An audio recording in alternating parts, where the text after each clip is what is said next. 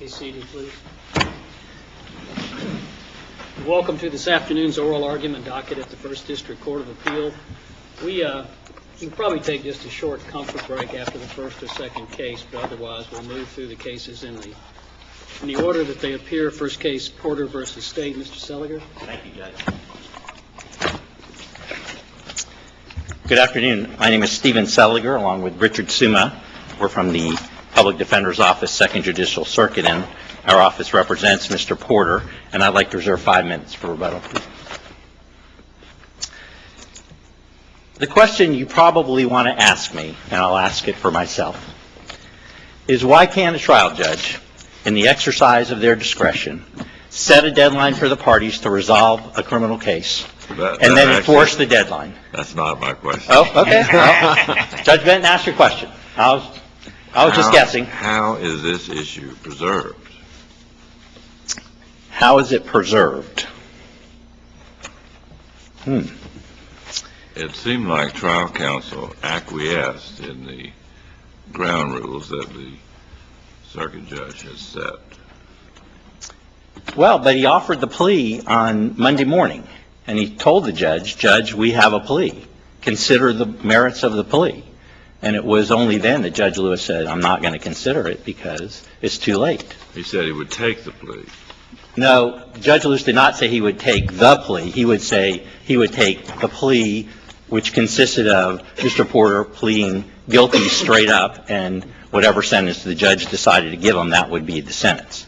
That was not the plea agreement that the parties had worked out, which the defense lawyer had offered Monday morning, and the judge rejected. So I think, I don't know what else the lawyer could have done at that point, other than tell the judge, Judge, we got a resolution of this case, consider it, and Judge Lewis says, I won't. Well, I think he said, I understand why you do what you're doing, and I tried to comply, but I was not able.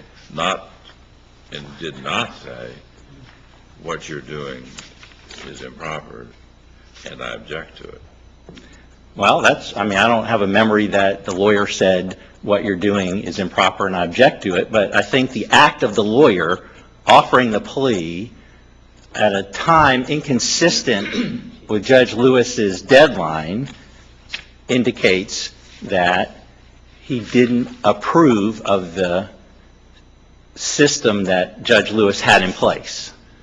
And not only did he not object to the deadline, he did not ask to be relieved of it, did he? In any clear way. Well, Judge, I might give him that. Okay. Well, Judge, offering the plea at a time after the deadline exists seems to me to be, I don't know what else you would do, Judge. You're in court, you've worked out the plea, your clients there are ready to plea, and you tell the judge that, Judge, we got an agreement to resolve this case. And I understand it's after your deadline. I think the lawyer indicated that he understood it was after his deadline, and he did try to comply.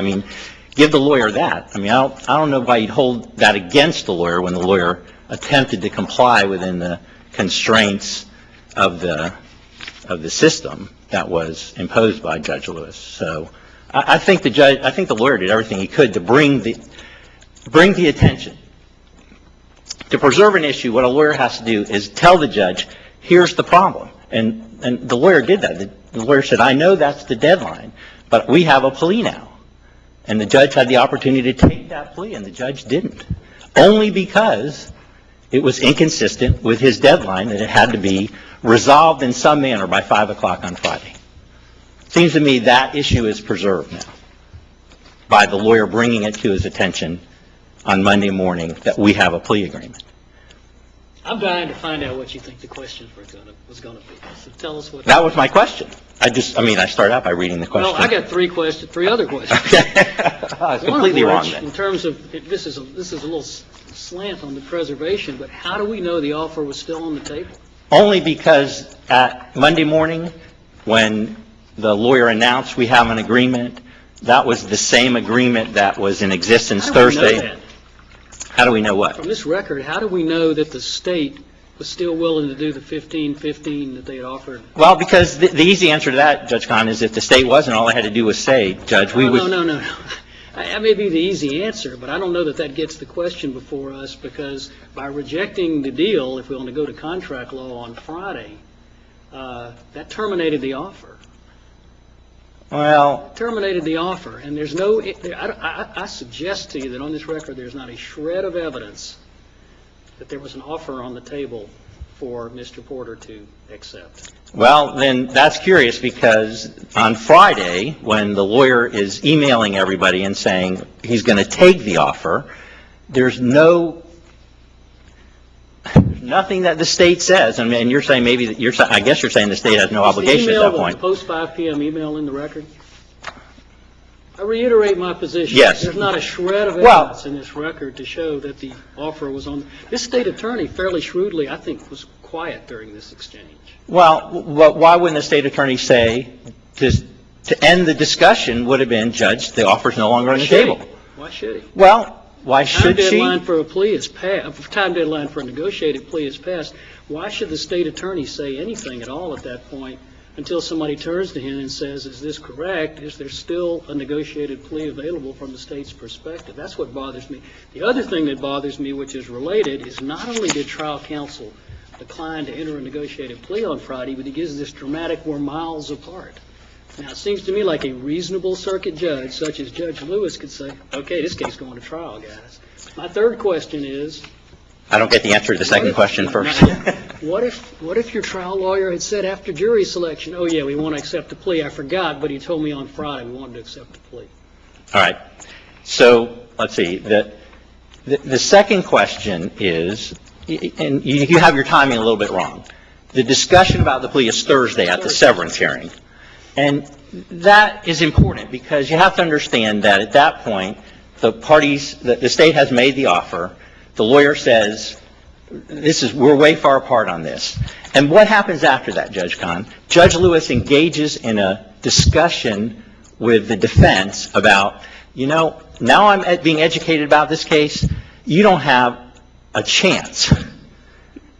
This is a case where, as I'm learning about it, they have a DNA saying you're the father. There's age is not a defense. Consent is not a defense. You obviously had sex with this child. There's nothing I can do. You guys need to resolve this case.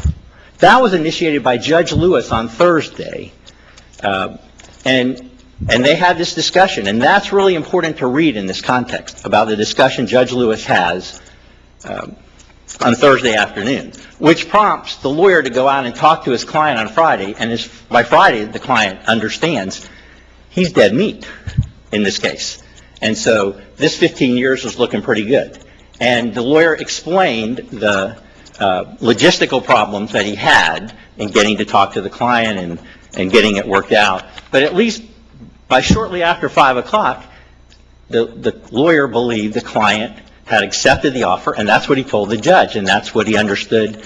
And he walked in Monday morning with that understanding. Now, having all said that, I forgot your third question. Well, it was the same sort of thing, which was the sort of the indication that trial counsel gave as to how far apart they were on the plea. You've answered that by explaining. Yes.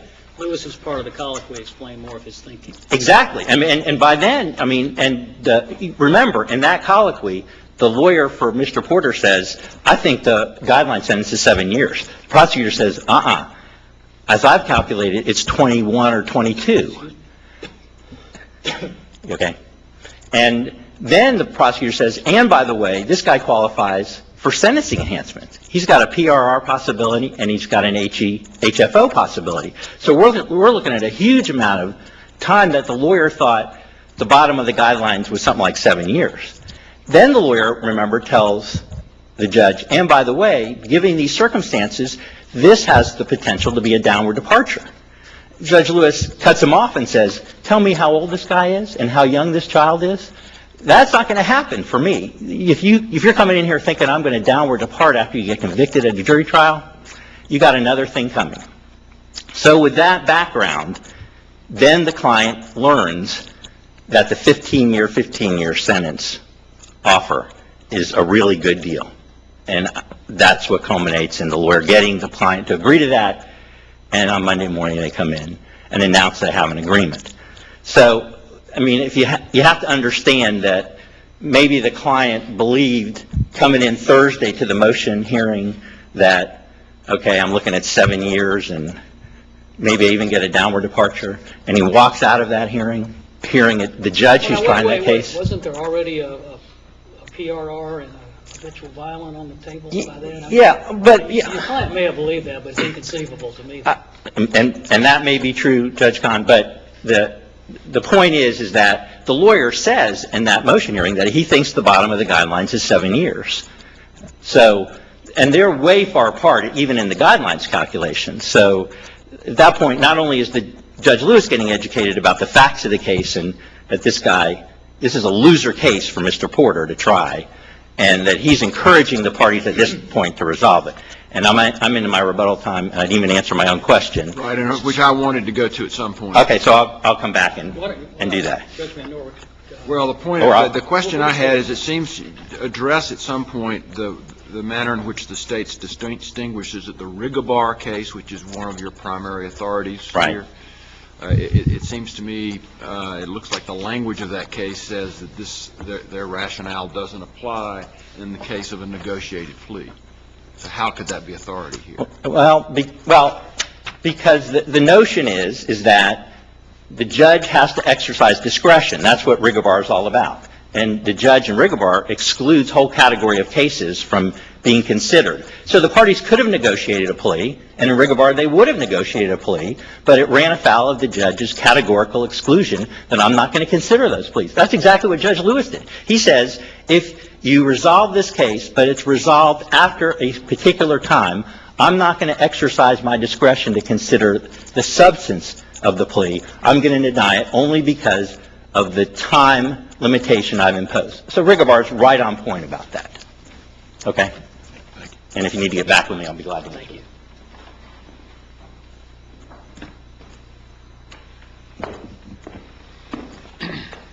Good afternoon. May it please the Court, Thomas Winokur from the Attorney General's Office for the state.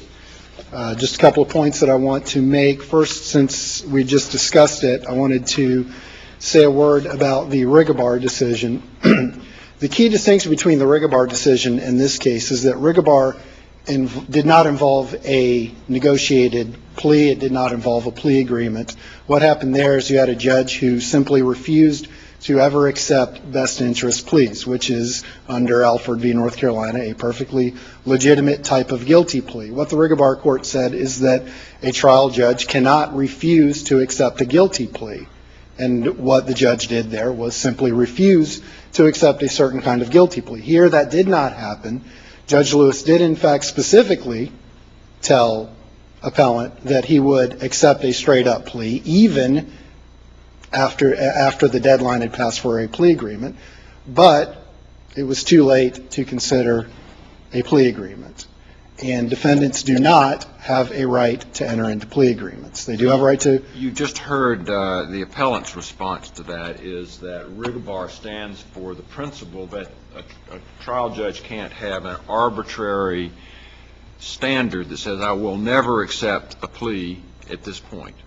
And that was the issue here. It wasn't an exercise of discretion. It was simply an arbitrary standard. How do you respond to that? Okay. First of all, Judge, I think that that's more important in a situation where there is a constitutional right at stake that the judge was arbitrarily refusing. That is the right to enter a guilty plea, as opposed to here where we have a plea agreement. As far as whether it's arbitrary, I dispute that Judge Lewis's rule is arbitrary. It is, we don't really know why Judge Lewis has this rule because of the preservation issues. The record wasn't developed, so we don't have any idea why he imposes this rule. But it would seem to me that the reason is because at jury selection we have summoned citizens to come and serve for jury, and it is simply not practical. It's not fair to them to be still considering plea negotiations at that point in the proceeding. So I think that's the primary reason for it. There may have been other reasons, but we won't know because this was never explored below to where Judge Lewis could give any kind of reasons for it.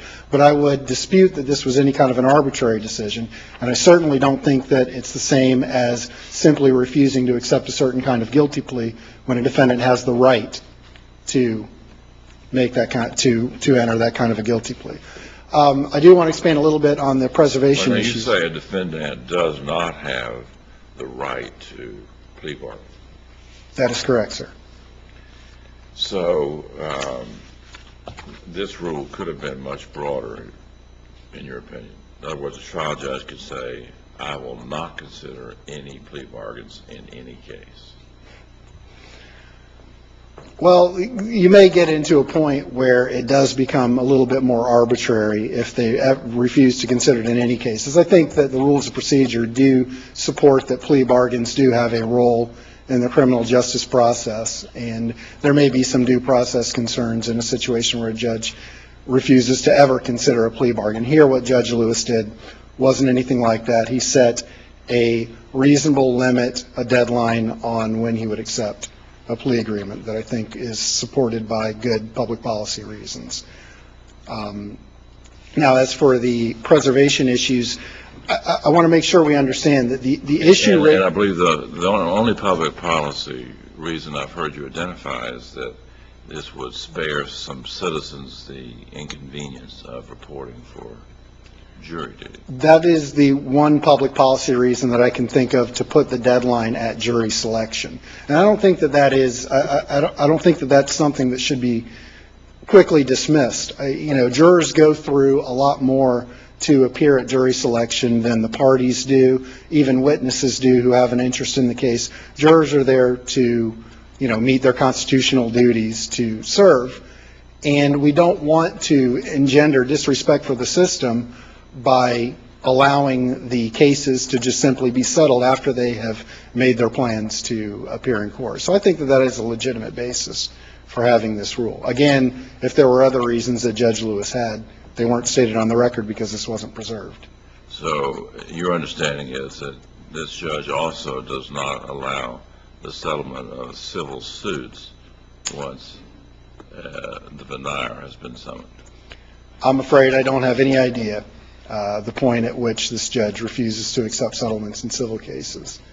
But I do know that... And, of course, a plea could have been taken here, and as the judge indicated, he was willing to take a plea. Exactly, and I think... And the jurors would, in that event, have also been needlessly inconvenienced, in your view. I agree, but the difference there is, again, a defendant does have a constitutional right to enter a guilty plea. I think that whatever balance there may be in refusing to accept negotiated pleas is offset by a constitutional right to enter a guilty plea. I think if it were up to him, he may prefer not to accept straight-up guilty pleas after the jurors have been summoned. But I think under North Carolina v. Alford, that probably would not be a constitutional decision on his part.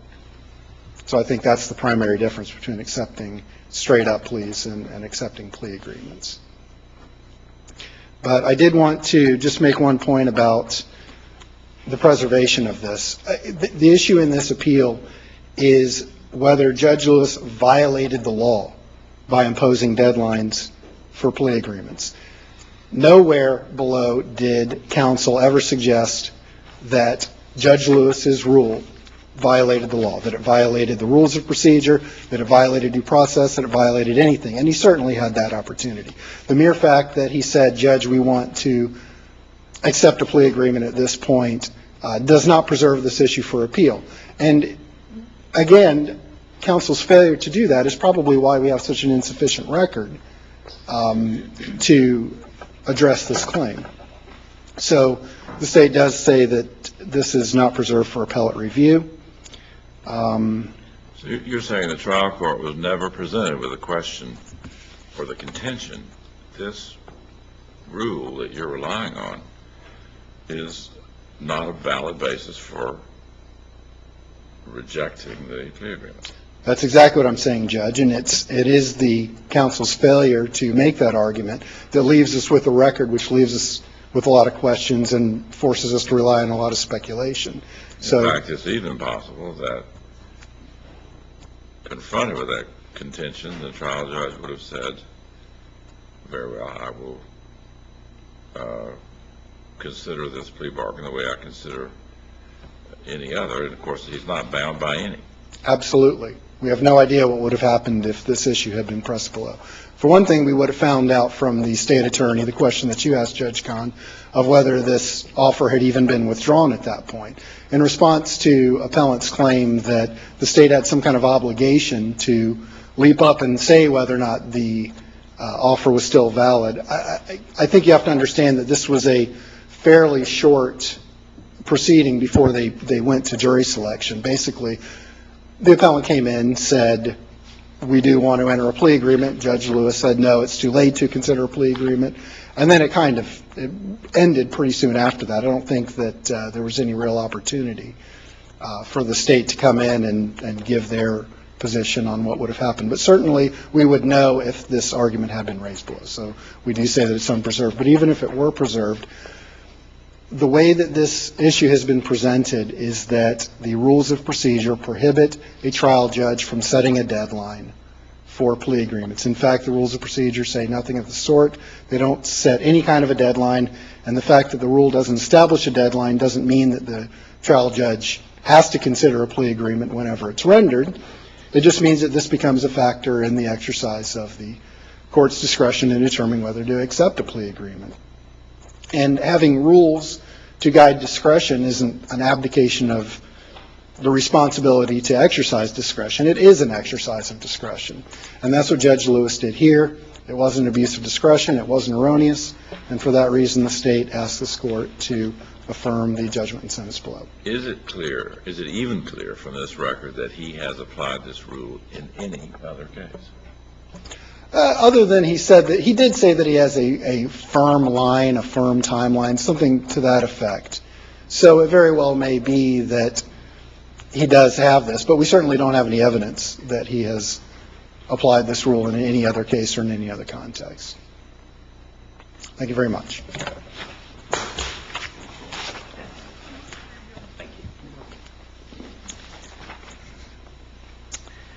Well, let me talk about two things. First, the preservation issue, which seems to have dominated the court's thinking.